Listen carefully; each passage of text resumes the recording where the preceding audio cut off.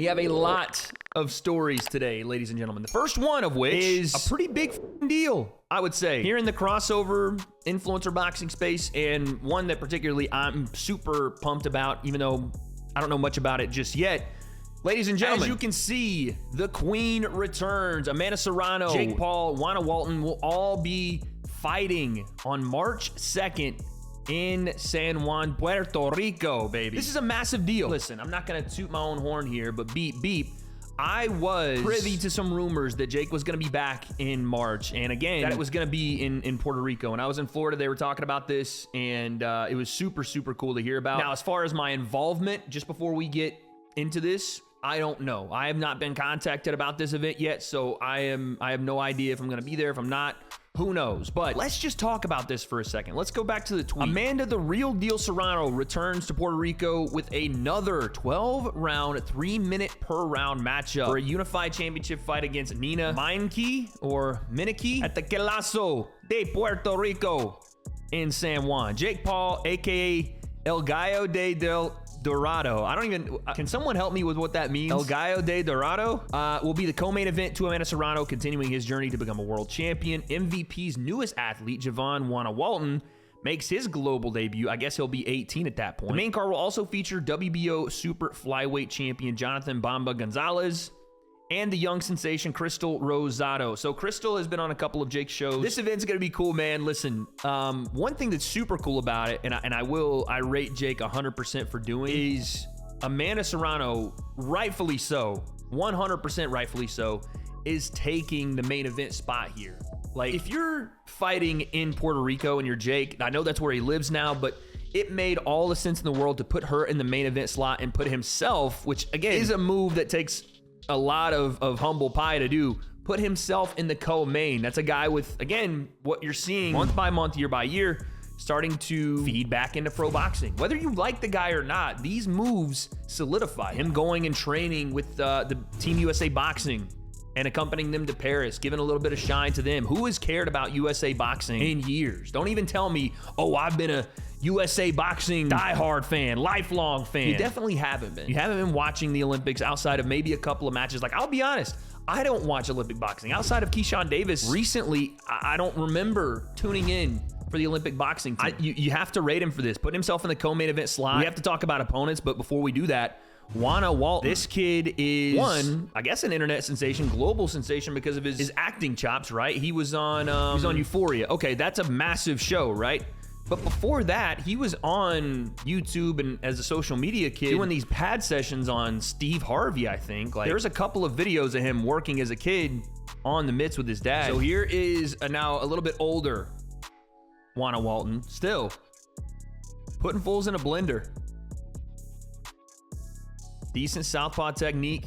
We know that Ashton Silva is going to be fighting on September 2nd as well. Like, say what you want, again, about Jake Paul. What he's doing for boxing is leaving a legacy past influencer boxing. It's just the truth. You're seeing him, again, lend his stardom to the USA Boxing team. The potential eyes that get on the USA amateurs that are going to become pros. Like, you're talking about potentially reinvesting in the Olympics, which some of the best fighters in boxing right now aren't doing. You don't see the Cromel Montans. You don't see the Ashton Silves. You don't see some of these guys that are high-level prospects going and doing the Olympics like they used to. Some still do. But you're not seeing it as a rite of passage anymore. And for the USA to get back into that would be pretty cool. And that would just mean more eyes on the sport from a guy like Jake. So I love this announcement. I love Juana Walton getting in there. I want to see what the kid's about. And like I said, I have no idea on the opponent for Jake, but that's something I do want to talk about. It's going to be clearly going to be another fighter, right? It's clearly going to be, I would say, the same kind of record as Andre August. You would think Jake's gonna have to keep pushing the level of opponent.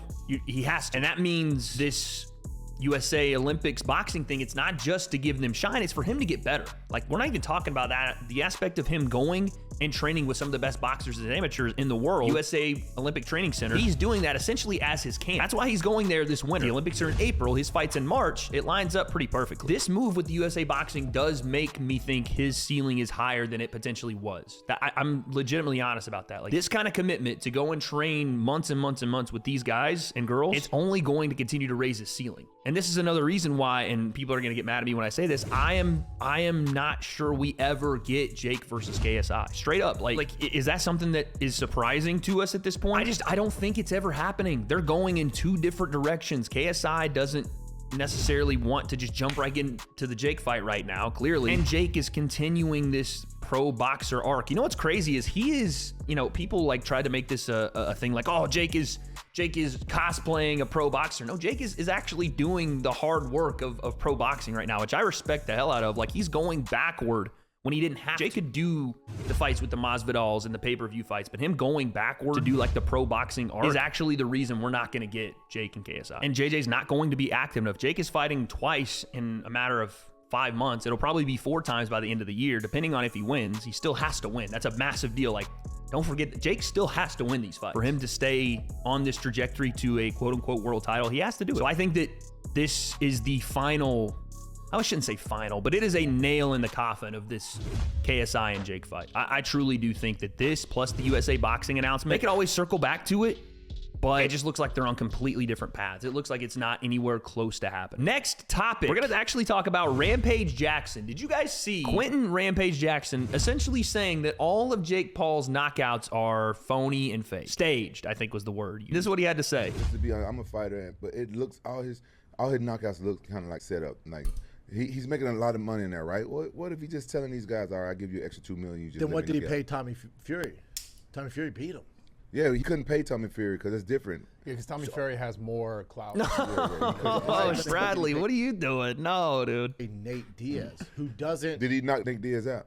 No, but Thank you. He beat Nate him. Diaz, but he beat him. You think Nate would agree to fighting to beat? Nate Diaz is a good striker in MMA, but he's not a boxer. You really think Nate would be like, yeah, I'll take a dive for you? Nate Diaz? Did he knock Nate Diaz out? No, but if they're all fixed. So you proving my point. I didn't say that. I didn't say they were all fixed. I'm just saying, what Some if of them are, you think? I'm just saying. I don't know what, but I'm just saying, what if he comes to these guys, he ain't fought in 2 years, I give you an extra $2 million, you let me, if you just get knocked out. Who would sign up for that?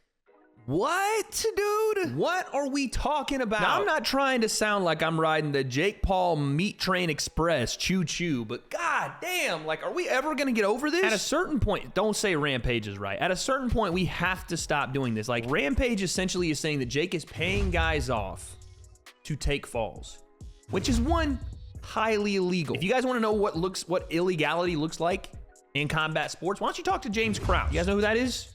The guy that was deliberately betting on and throwing fights with his fighters in MMA bouts?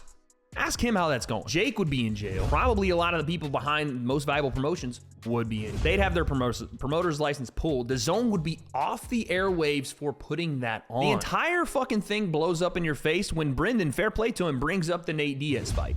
Because Jake knocked Nate Diaz down in that fight. And also the point about Tommy Fury couldn't be paid off. He had clout, so he wouldn't take a payment. Tommy Fury had never made a tenth of that kind of money in any fight before that. What are we talking about? And also, yes, the Nate Diaz, like I said, it's the perfect example. Jake, and in the Anderson Silva fight, Jake knocked both those guys down in the later rounds. Yeah, they got to their feet, but wouldn't they, if there was some sort of payment system going on, wouldn't they want to look good in a loss? Wouldn't they not want to be dropped in their loss? The level of discredit, and it's not just Jake, man, but it's influencer boxing. This is why I get upset. If this was said about KSI, if it was said about Logan, if it was said about anybody, it was said about Logan, by the way. People were saying that Mayweather knocked Logan out and then held on to him so that he wouldn't fall, so that they could keep the fight going. Fuck's sake, dude. I would say the same thing about anybody. I'm protective of this scene because everybody, to a degree, that isn't understanding of how much time has been put in and how Jake has improved and how KSI, how Logan have improved. They love to take these kind of digs or these kind of shots at the scene because they just don't know anything about it. And rather than accept that these guys have gotten good enough to do what they're doing, it's easy to go, those guys took a fall. I'd love for Rampage to ask Tyron Woodley if he took a fall. See how disrespected Tyron Woodley would feel for something like that. That's the thing too, when there's boxing heads, like Rampage, I guess I get it. Rampage isn't necessarily kept up with kind of what's gone on here. But when boxing heads are saying it like that, that's wild. The problem that people see is what happens when guys like Andre August get sparked out is that they see that Jake is the Disney kid, the YouTuber, and they see that Andre August, this is the same game plan. This is what Jake did from the beginning. The game plan of showing you guys he's a Disney kid and then going in and murking motherfuckers. Ben Askren looked like he was flat on the canvas dead until he popped up and rose and started stumbling. Tyron Woodley went out cold. You can say that Andre August shit down his leg, was fighting in front of a bunch of people. He had never had that kind of attention. Told Ariel Helwani he was not wanting to speak to anyone at all. Guy froze up, 100%. But it's Jake's job to go in and finish that job. And he did.